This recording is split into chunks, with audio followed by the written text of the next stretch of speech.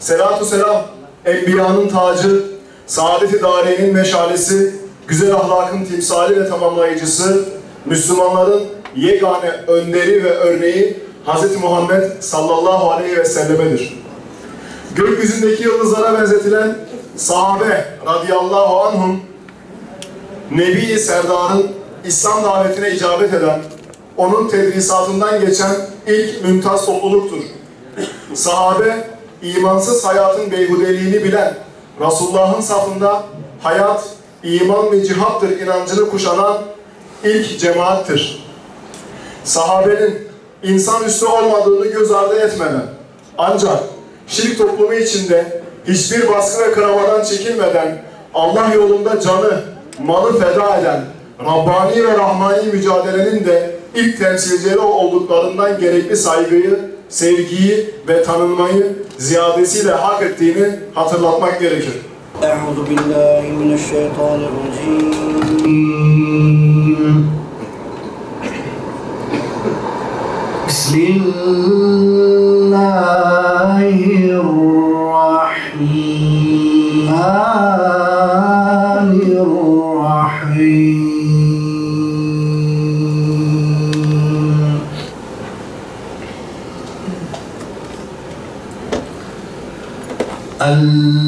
الذين يبلغون رسالات الله سبحان ربك رب العزة عما يصفون وسلام على المرسلين وآمين والحمد لله رب العالمين. الفاتحة.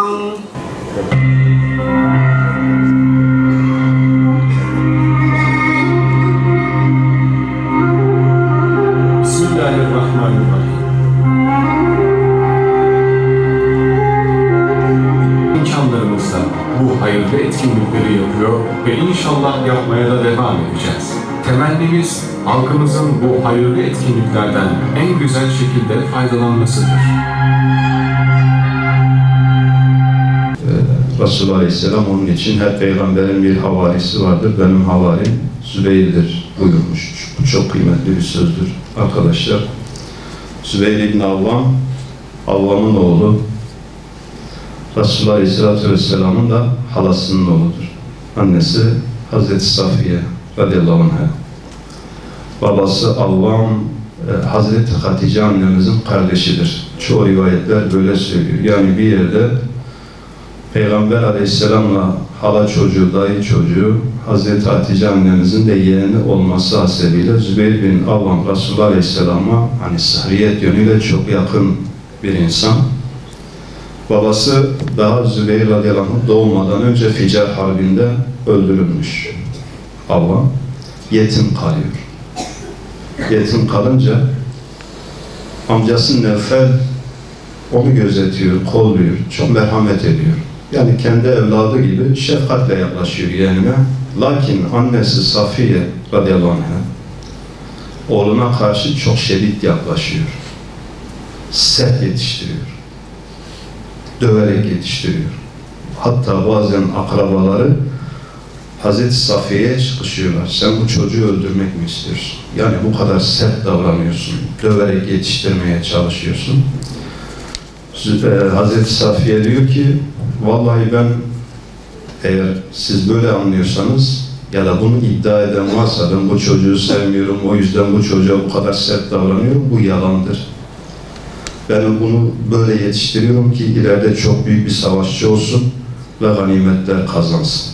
Çünkü yetim bir çocuktur. Kimsesi yok misal. Hayatta karşılaşabileceği zorlukların üstesinden gelebilecek bir karakteri olsun. Baba yok zaten. Sert yetiştiriyor.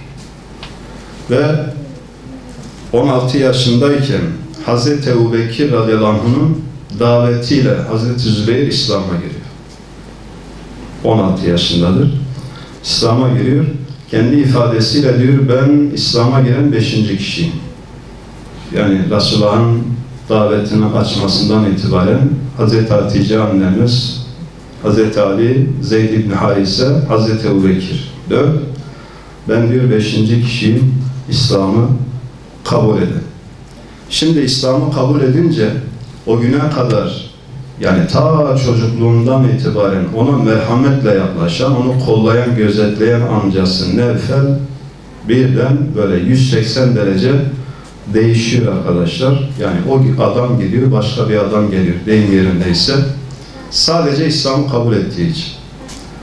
Önceleri ikaz ediyor, tehdit ediyor. Yeğenim bak Muhammed'in yanına gitmeyeceksin. Görmeyin, duymayın diye uyarıda bulunuyor. Ama Zübeyir radıyallahu anh'u dinlemiyor. Hazreti Peygamber aleyhissalatü vesselamın yanına gidip gelmeye devam ediyor. Amca tehditlerinin işe yaramadığını görünce işkenceye başlıyor. Eziyet etmeye başlıyor. Önceleri işte diyelim ki kuru dayak şeklinde, sopayla dayak şeklinde eziyet ediyor. Sonra mesela bir gün bir hasıra sarıyor Hazreti Zübeyir'i. O hasırdan tavana asıyor. Bilirsiniz, eskiler daha iyi bilir. Hasıra şöyle hafif bir ateş verdiğinizde safi duman çıkar. Yani sadece duman çıkar. Kapıyı da örtüyor. Gaye o dumandan etkilensin, o ona eziyet olsun. Sürekli duman, duman, duman. O da kapısı kilitli. Ta ki Hazreti Zübeyir bayılana kadar bu hal devam ediyor. Amca geliyor, kapıyı tekrar açıyor, bakıyor. Yeğeni orada kendine getiriyor. Vallahi diyor amca ne yaparsan yap. Ben küfre tekrar dönmeyeceğim. Vazgeçmeyeceğim. Aradan biraz zaman geçince Mekke'deki o şiddet ve baskı arttığından dolayı Resulullah Aleyhisselam sahabelerine Habeşistan'ı işaret ediyor. Ve ilk Habeşistan'a hicret eden kafilenin içerisinde Hazreti Zübeyir de vardır. Habeşistan'a hicret ediyor. Bir müddet sonra Mekkelilerin Müslüman olduğu şaiası Habeşistan'a ulaşınca tekrar Mekke'ye geliyor. Ama Mekke'ye geldiğinde müşriklerin iman etmediğini görüyor. Ta ki Hazreti Cafer'in o büyük kafileyle Habeşistan'a hicretine kadar Mekke'de kalıyor. Sonra ikinci defa yeniden Hazreti Cafer'le birlikte Habeşistan'a hicret ediyor. Ve Peygamberliğin 10. yılına kadar Habeşistan'da kalıyor. 10. yılda Habeşistan'dan çıkıp tekrar Mekke'ye geri geliyor arkadaşlar. Şöyle bir olay anlatılır Mekke döneminde. Bir gün evinde otururken Hazreti Zübeyir 17 yaşlarında, 18 yaşlarında dışarıdan bir şaya, bir gürültü kopuyor. Muhammed öldürüldü, Muhammed öldürüldü aleyhissalatü vesselam. Kılıcını kaptığı gibi dışarı çıkıyor. Yani Resulullah Aleyhisselam'ın öldürüldüğünü işitti. Dışarı çıkıyor. Gözü öfkeden kızarmış, sokak sokak dolaşıyor. Ve bir yerde Peygamber Aleyhisselam'la karşılaşıyor. Resulullah Aleyhisselam diyor ki bu hal nedir ey Zübeyir? Diyor ki ya Resulallah ben işittim biri seni öldürmüş. Ben de dayanamadım, kılıcımı kaptım, kendimi dışarı attım. Ne yapacaktım diyor kılıçla. Eğer seni bulamasaydım, yani seninle şimdi karşılaşmasaydım, kim yapmış olursa olsun ben gidip onu öldürecektim diyor. Ve Resulullah Aleyhisselam ona hayır duada bulunuyor. Bu hareketinden dolayı. İslam'da Allah için çekilmiş ilk kılıç Hazreti Zübeyir'in kılıcıdır. Mekke'de olmuştur bu olay. Mekke'den hicret etmeden önce mesela Resulullah Aleyhisselam'la bir başka bağı bacanak olmasıdır Hazreti Zübeyir'in. Malumunuz Resulullah Aleyhisselam Hazreti Ayşe annemizle Medine'de evleniyor. Hazreti Zübeyir Mekke'de Hazreti Ayşe annemizin ablası Esma binti Ebu Bekir'le evleniyor arkadaşlar. Sonra Medine'ye hicret gerçekleşiyor.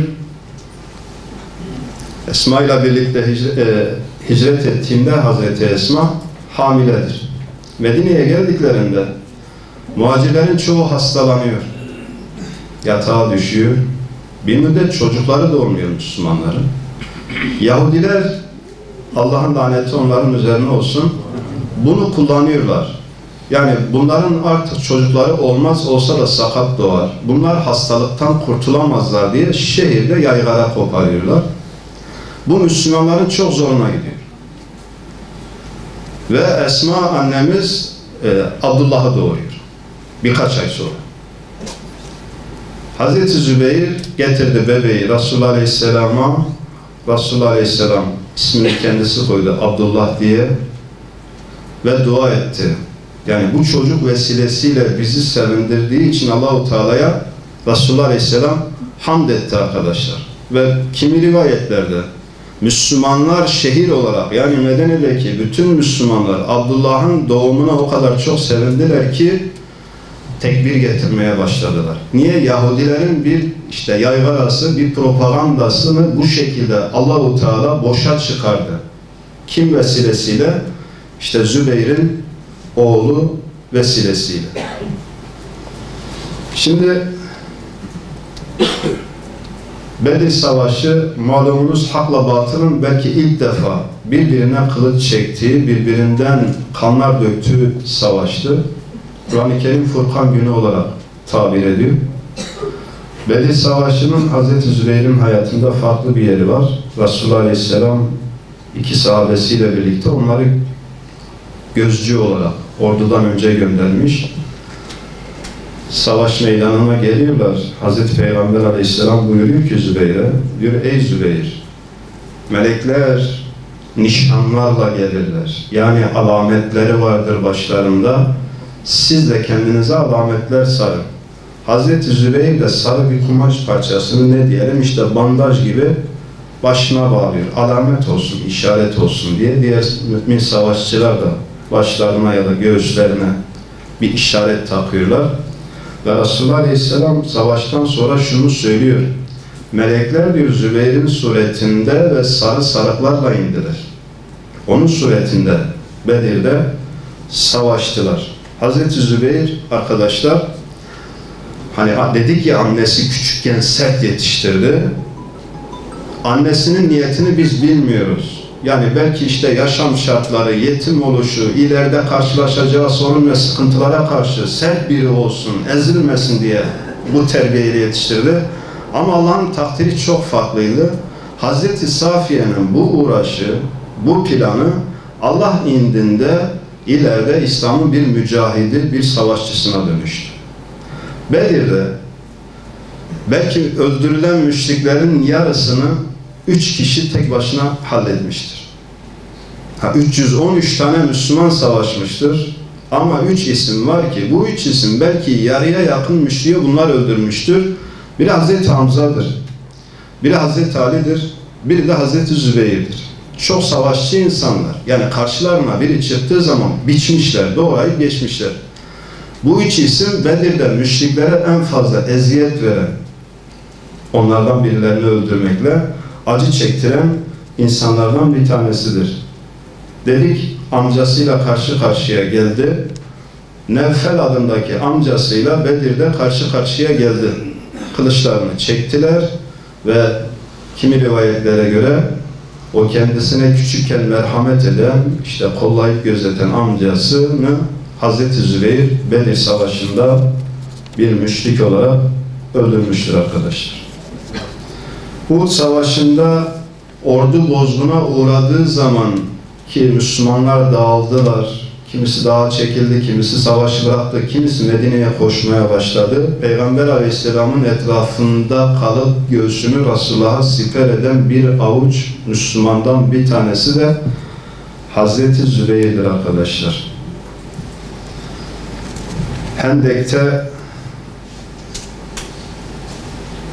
Hende'yi kazan ki Resulullah Aleyhisselam sahabe içerisinden 300 tane ismi seçiyor. Bu 300 kişi Hendek kazıyor.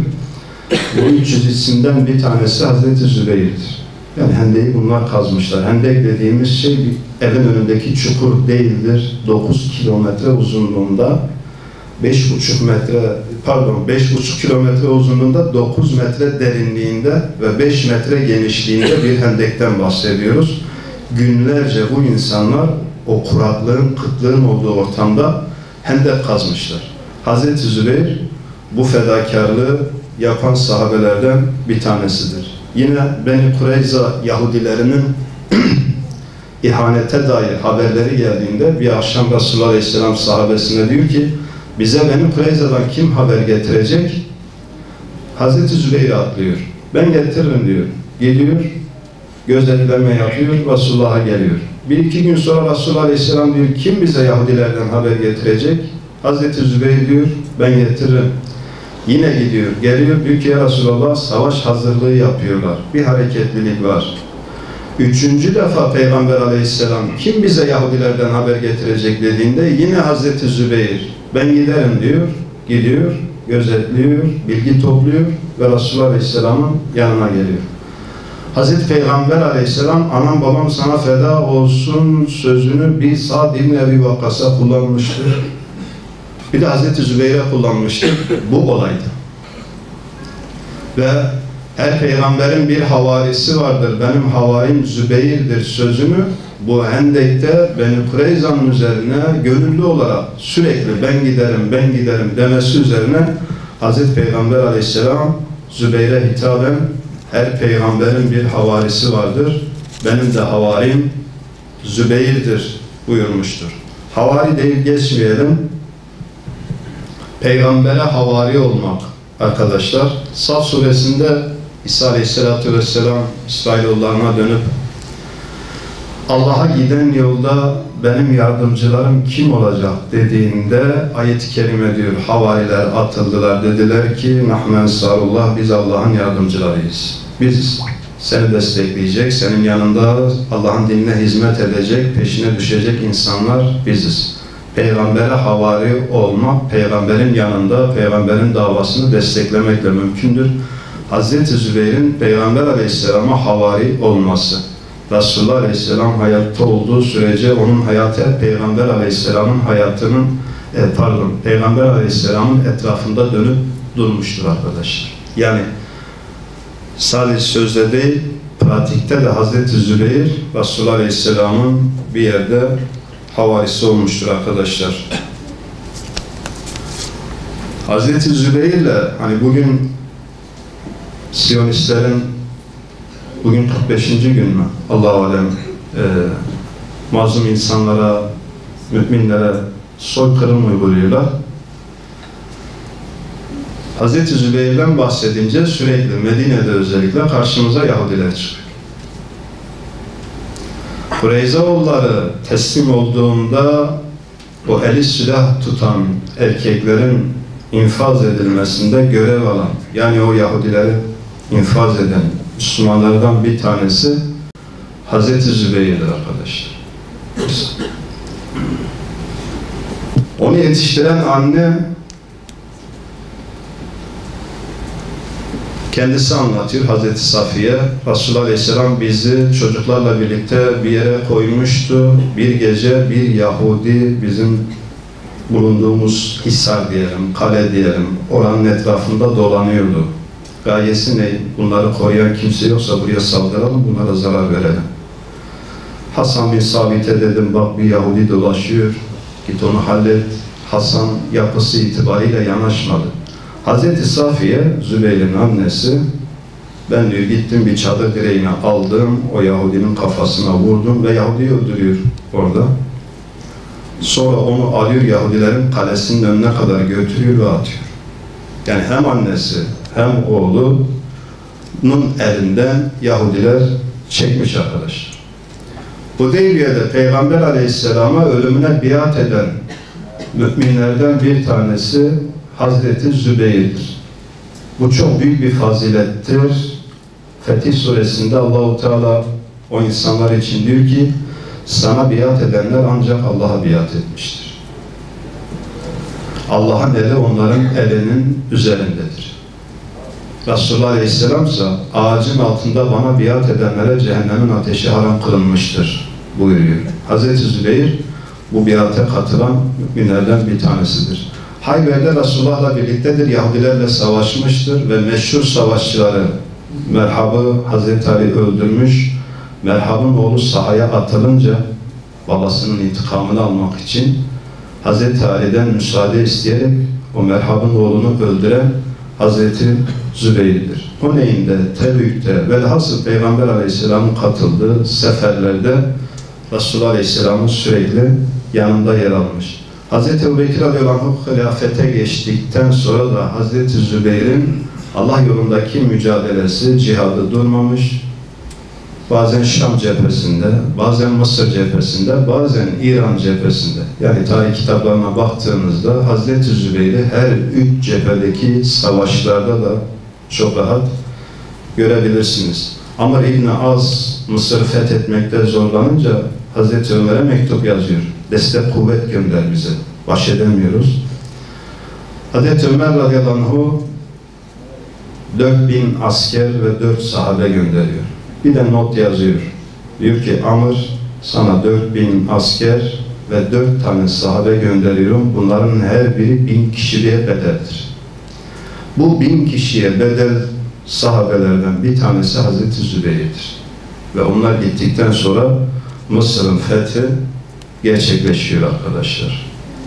Hazreti Ömer'in şehit edilmesiyle birlikte o 6 kişilik şura heyeti içerisinde yer alan sahabelerden bir tanesi yine Hazreti Zübeyir'dir. Hazreti Osman ve Hazreti Ali döneminden malumunuz fitne patlak veriyor. Allah Müslümanları muhafaza eylesin. Ve öyle bir hal alıyor ki işte Hazreti Ali bir tarafta, Hazreti Ayşe, Hazreti Talha ve Hazreti Zübeyir diğer tarafta 2 Müslüman topluluk karşı karşıya geliyor. Hazreti Ali Zübeyir'le konuşuyor savaştan önce ve konuşunca Hazreti Zübeyir ortadan ayrılıyor. Yükünü topluyor, Mekke'ye geri dönmek için yola çıkıyor. Hazreti Ali'nin ordusundan bazı bedbahtlar diyelim, ödül almak için Hazreti Zübeyir'in peşine düşüyorlar. Hazreti Zübeyir namaz vakti geldiği için bir yerde konaklamış tek başına namazda duruyor. 62 yaşındadır. Namazdayken bu bedbaht insanlar Hazreti Zübeyir'i şehit ediyorlar arkadaşlar. Allah-u Teala kendisinden razı olsun. Şimdi şöyle bir soru soralım. Biz kısaca geçtik. Ne gördük bu hayatta? Yani Hazreti Zübeyir 16 yaşında iman etti, 62 yaşında namazın üzerinde şehadete kavuştu. Ne gördük? Full aksiyon. Hep aksiyon. Yani iman ettikten o şehadete erişinceye kadarki süre hep aksiyonlar arkadaşlar. Bir yerde imanı besleyen bu. Yani Allah yolunda Allah'ın rızasını elde etmek için yapılacak bir iş varsa, verilecek bir mücadele varsa, bir hizmet varsa, savaşsa savaş, çukur kazmaksa çukur kazmak, misal ayrım yapmadan ihlas içerisinde aksiyon dolu bir hayat yaşanmış. Dönün kendi Müslümanlıklarımıza bakarak misal biz bu stabil Müslümanlıktan nasıl sıyrılabiliriz? Stabil, hani doktora soruyorlar hastası, yakınları, hastamız nasıl? Durumumuz stabildir. Yani dünle aynı. Dün de sordunuz ya, dün size söyledik böyle böyle. Aynı, stabil. Devam ediyor böyle. Bugün birçok Müslümanın Müslümanlığı stabildir. 16 yaşında iman etti, 30'a geldi, 40'a geldi. Durumumuz nasıl? Stabil. Devam ediyor. Aynı. Sahabede bu yok. Full aksiyon var, sürekli hareketlilik var, bir çaba, bir gayret, bir mücadele var misal. Bu stabil durumu değiştirmemiz lazım. Yani sahabeyi okurken en fazla belki bize faydası olacak husus işin bu yönü. Misal. Bazen soruyorlar ya hocam işte maneviyat için ne yapalım, ne okuyalım, ne ibadet edelim falan. Belki bir sürü reçete sunulabilir. Benim şahsi tavsiye salih insanların, başta Peygamber Aleyhisselam, sonra sahabesi ve onları takip eden salih insanların yaşamları. Bunları dönüp dönüp okuduğumuzda bu bizim maneviyatımıza çok olumlu katkı yapar. Yapacaktır. Ya işte diyelim ki Hazreti Zübeyir'i okuduk. Ne gördük? 16 yaşından işte şehit olana kadar Allah yolunda hiç durmadan mücadele etmiş bir insan. Bizi Bedir'e götürdü, Uhud'a götürdü, Hayber'e götürdü, Mekke'nin fethine götürdü, derken Şam'a götürdü, İran'a götürdü, Mısır'a götürdü. Ne için? Hep Allah rızası için. Bu adamlar evli, bir tane hanımı da yok, birden fazla hanım var. Bir sürü çocuğu var bu insanın. Yani bir hayatları var, bir aileleri var ama yerlerinde durmamış bu insan. O stabilliği ancak bu insanların hayatlarına daha fazla bakarak bir yerde aynı oluyorlar. Kendimizi bize gösteriyorlar. Nasıl olması gerektiğini de kendi hayatlarıyla bize gösteriyorlar. Değiştirebiliriz. Bu manada hani her sahabenin belki kendi hayatında öne çıkmış bir özelliği, bir vasfı, bize en uygun, belki en rahat yapabileceğimiz, sahip olacağımız ne varsa ona yapışalım. Onu elde etmeye çalışalım. Bu şekilde sahabe-i kiramı takip etmeye çalışalım inşallah. Şehitlerden aldı hep çocukların ismini. Abdullah, Münzir, Urve, Hamza, Musab, Caferi şehit olsunlar diye isimleri sen verdin. Allah için savaşmak ve cihat senin derdin. Hem yaşadığın gün hem öldüğün şu günde selam olsun Zübeyir'e, selam olsun yiğide. Cennetle müjdelenen o yurtta komşusunuz. Selam ve yine selam Resul havarisine. Anam ve babam sana feda olsun ey Zübeyir. Sözünü söyledin ya Hak Nebi'ye ey Zübeyir. Öyle ki fedakardın, öyle cömert ve asil. Yeryüzünün yıldızı aydınlat bizi Zübeyir. Allahümme ya muhavvil havli vel ahval, havvil halena ila hayril hal. Allahümme ehdini ve ehdina ila sıratekel mustaqim. Allahümme ersil ala İsrailiyin. Allahümme ersil ala ceyşi Amerika ve etba'ahum.